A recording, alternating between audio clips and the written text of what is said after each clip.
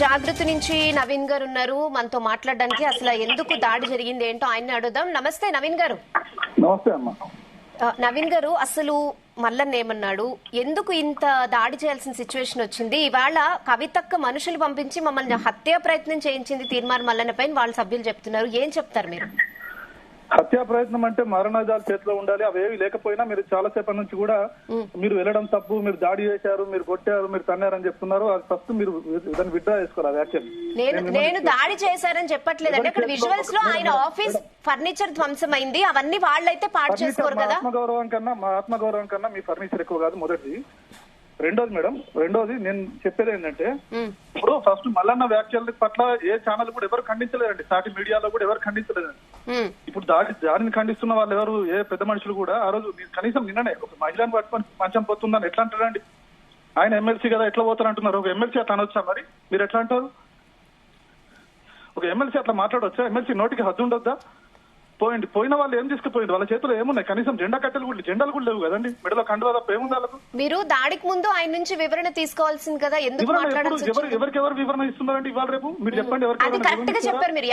ఎవరికి ఇస్తున్నారు? కరెక్ట్. అంత మాత్రం ఇప్పుడు దాడులు కూడా కరెక్ట్ కాదు కదా. దాడులు కరెక్ట్ కాదు, కానీ ముందు వ్యాఖ్యలు లేవా? దాని మీద చర్చ ఎందుకు లేదు? 100% వ్యాఖ్యలు తప్పు. నేను 100% దీన్ని తప్పనే చెప్తున్నా. నేను ఒక అమ్మాయిని, నేను పడదాన్ని.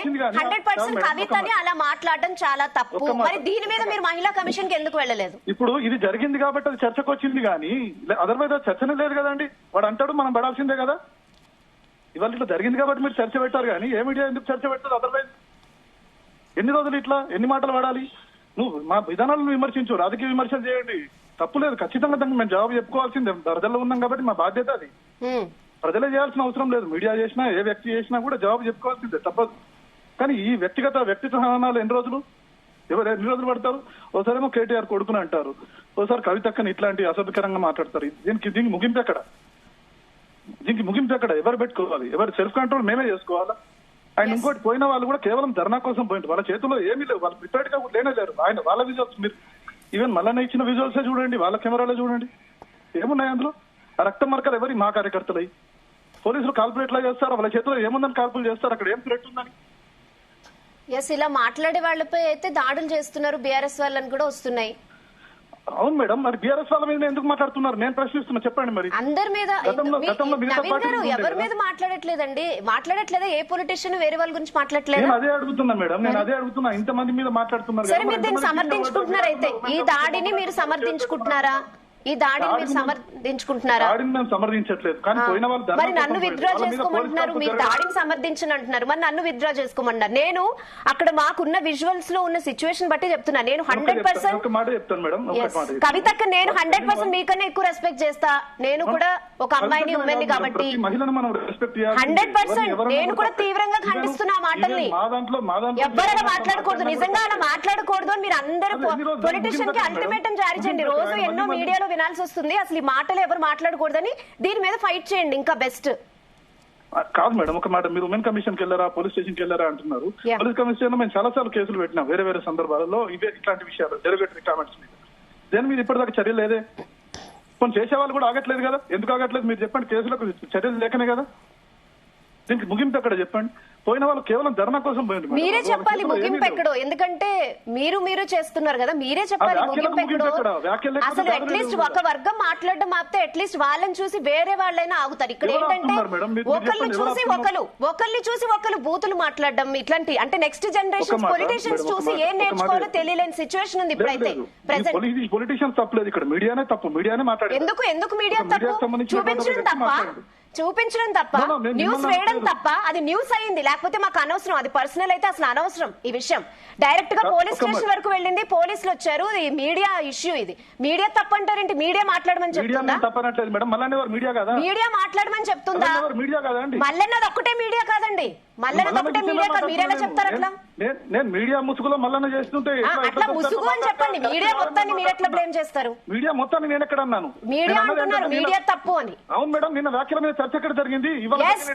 వ్యాఖ్యలు తప్పైనప్పుడు మీరు వెళ్ళి ఆఫీషియల్ గా కంప్లైంట్ చేయాలి. ఆయన మీద ఎఫ్ఐఆర్ నమోదు చేయించాల్సింది, ఉమెన్ కమిషన్ కి వెళ్లాల్సింది. చేసినాం మేడం, మేము మీకు ఎఫ్ఐఆర్ కాపీ.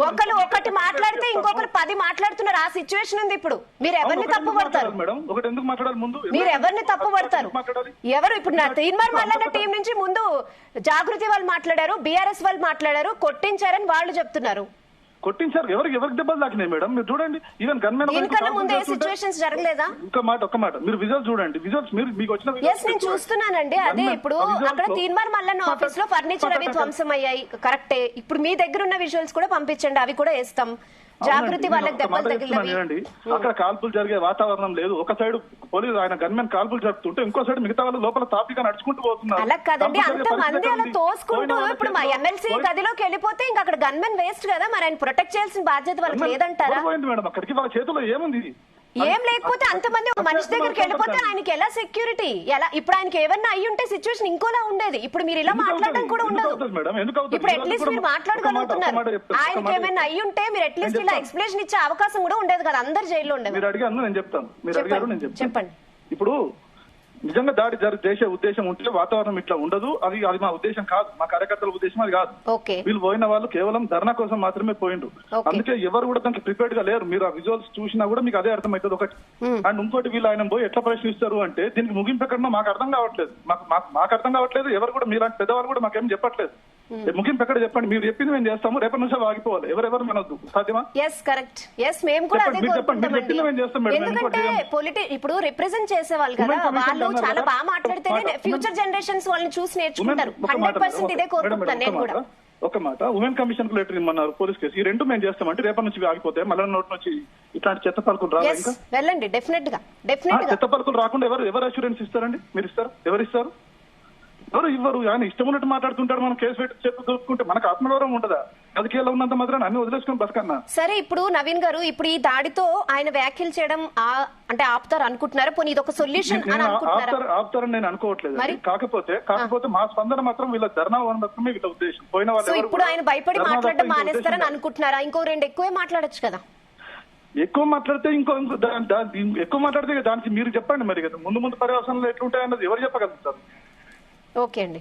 మాటలకు మాట సమాధానం కాదు. చెత్త పలుకులకు మేము కేసు పెట్టి ఊరుకుంటే ఇప్పుడు కేసు పెట్టడం మా ఉద్దేశం. నిజానికి వాళ్ళ కేసు పెట్టడానికి కూడా మా వాళ్ళు రెడీ అయ్యిండ్రు. కొందరు ధర్నా పోయిండ్రు, కొందరు కేసు పెట్టడానికి పోయిండ్రు. ఓకే, మా లీగల్ సెల్ వాళ్ళు కేసు పెట్టడానికి పోయిండ్రు CCS కు ఆల్రెడీ. ఓకే నవీన్.